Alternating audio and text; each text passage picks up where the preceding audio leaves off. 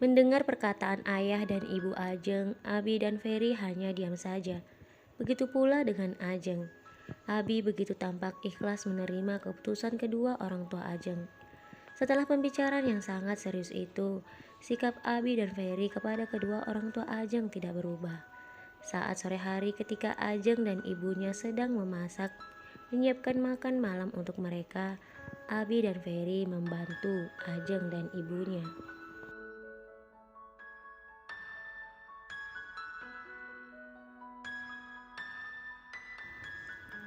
Di saat itu Abi sesekali memandang Ajeng yang sedang terlihat sangat sibuk dan seakan tidak tahu kalau Abi sedang melihatnya.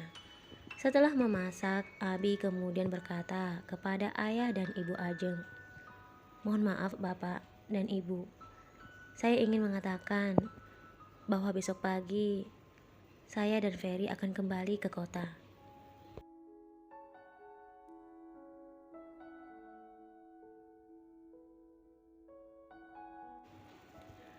Mendengar hal itu, Ibu Ajeng merasa sedih.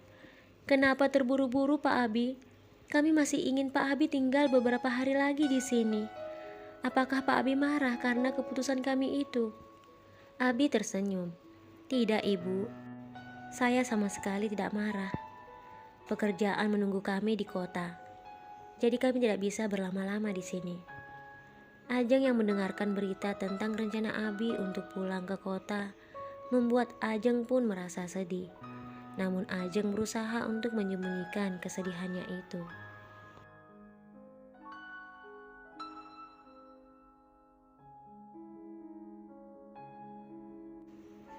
Seperti biasanya, ketika sore hari Ajeng dan beberapa temannya pergi ke sungai.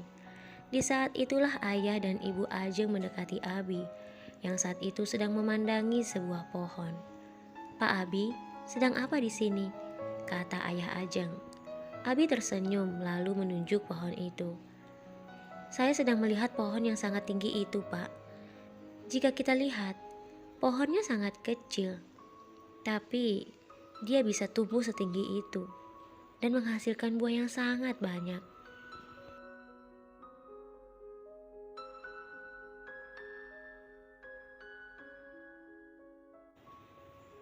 Ayah dan ibu Ajeng pun ikut tersenyum.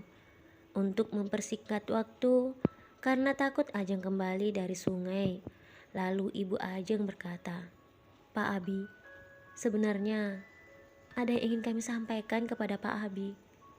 Tapi Pak Abi harus berjanji, Pak Abi tidak akan mengatakan hal ini kepada Ajeng."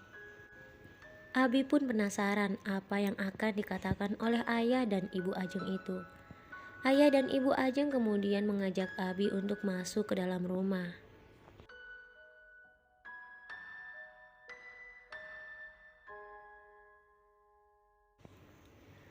Di saat mereka sudah berada di dalam rumah, ibu Ajeng pun memulai pembicaraan.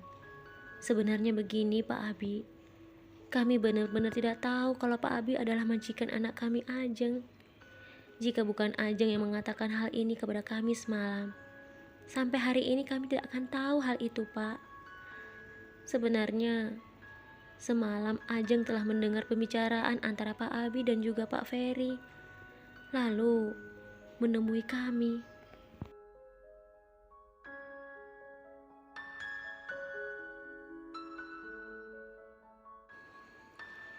Ibu Ajeng melanjutkan perkataannya. "Ajeng meminta agar kami menolak lamaran Pak Abi dengan alasan Ajeng hanyalah pembantu dari Tuan Abi. Ajeng tidak ingin kehidupan Pak Abi dan semua karir Pak Abi hancur karena menikahinya. Itu sebabnya kami menolak lamaran Pak Abi. Tetapi sungguh Pak Abi, kami sangat bahagia. Pak Abi yang sangat kaya dan terhormat mau menikahi anak kami Ajeng."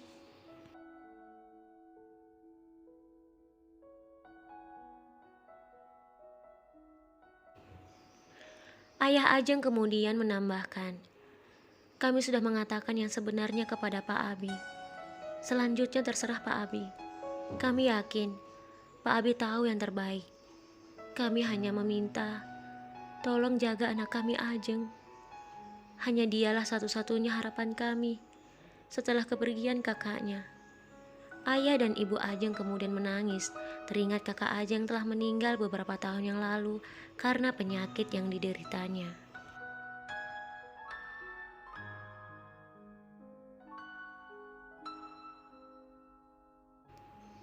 Saat Ajeng dan beberapa teman-temannya itu sedang asik mengobrol di tepi sungai, sambil bersiap-siap untuk pulang dengan ember yang berisikan cucian yang berada di tangan mereka masing-masing. Tetapi sebagai orang tiba-tiba tua, Ajeng dan teman-temannya melihat Ajeng pasti sedang berdiri tak jauh dari mereka.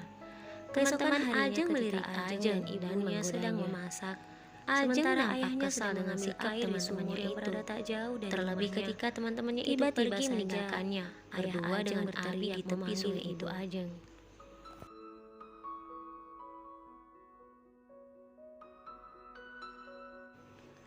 Ajeng kemudian tertunduk sambil berjalan melewati Abi. Membawa cucian sebanyak itu pasti berat. Bisakah aku membantumu? Kata Abi. Ajeng terus melangkahkan kakinya. Dia tidak menghiraukan perkataan Abi padanya. Abi kemudian berdiri tepat di hadapannya. Di dunia ini, aku belum pernah melihat dua hal. Yang pertama, pembantu yang sering memarahi majikannya. Yang kedua, majikan yang mengejar-ngejar pembantunya. Sebenarnya, apa yang istimewa dengan pembantu itu?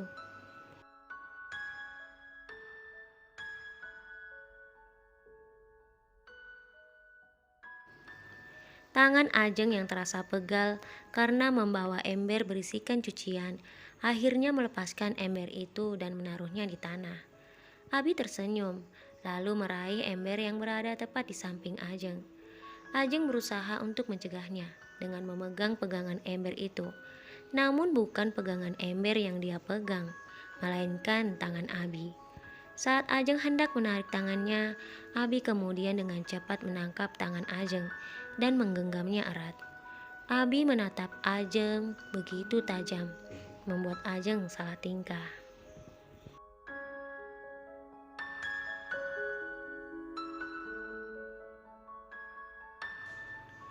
Akhirnya Ajeng kemudian berjalan meninggalkan Abi.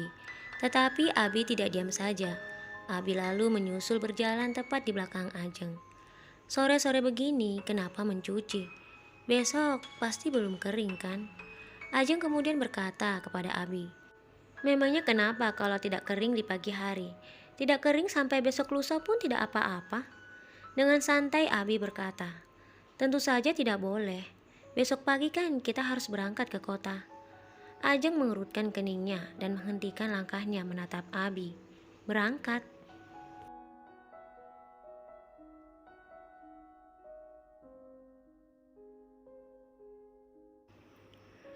Abi mendekatkan wajahnya pada wajah Ajeng yang penuh tanda tanya.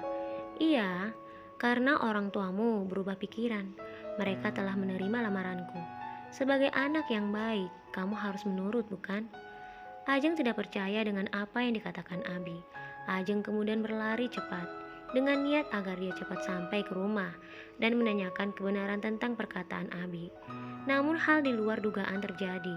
Kaki Ajeng tersangkut dan dia terjatuh tepat di jalanan yang berlumpur.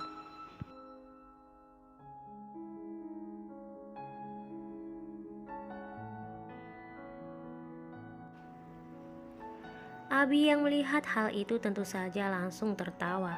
Tetapi ketika Abi melihat wajah Ajeng yang terlihat marah, Abi berusaha menahan tawanya. Ajeng kemudian berdiri dan berjalan kembali ke sungai. Tubuh Ajeng yang kotor membuat Ajeng harus mandi lagi. Ajeng melihat ke sekelilingnya, memastikan tidak ada orang yang melihatnya. Setelah dia yakin dia hanya seorang diri, Ajeng pun mandi hanya menggunakan sehelai kain berwarna putih pada tubuhnya.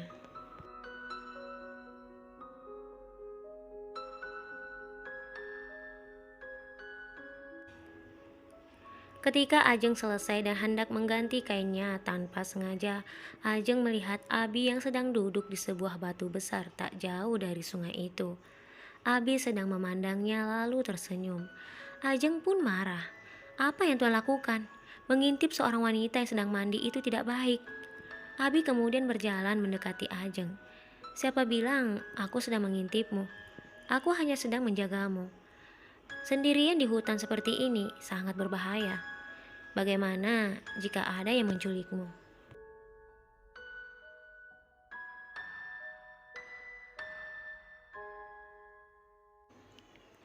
Ajeng terlihat bingung karena Abi berada sangat dekat dengannya.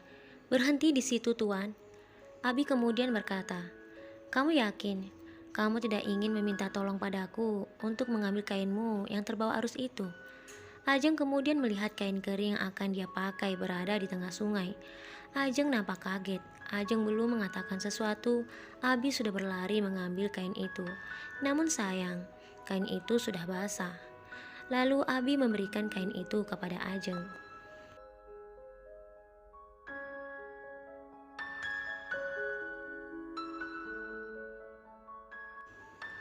Kini pakaian Abi juga basah karena mengambil kain Ajeng. Abi kemudian berjalan meninggalkan Ajeng. Saat Abi hendak mengambil cucian yang berada di dekat batu besar tempat dia duduk tadi, tiba-tiba Ajeng memeluknya erat dari belakang. Terdengar suara tangis Ajeng yang bersandar di punggung Abi. Abi berbalik menatap Ajeng dan bertanya, "Kenapa kamu menangis, Ajeng?" Ajeng menatap Abi masih dengan air mata berderai.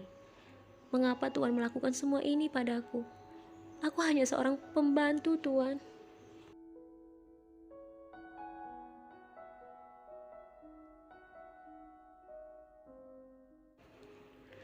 Abi berkata, "Aku tidak melakukan apapun, Ajeng. Aku hanya berpikir, jika kainmu hanyut lalu bagaimana kamu?" Perkataan Abi belum selesai. Ajeng berkata, "Benarkah Tuan tidak melakukan apapun untukku? Lalu yang Tuan lakukan di bandara itu apa?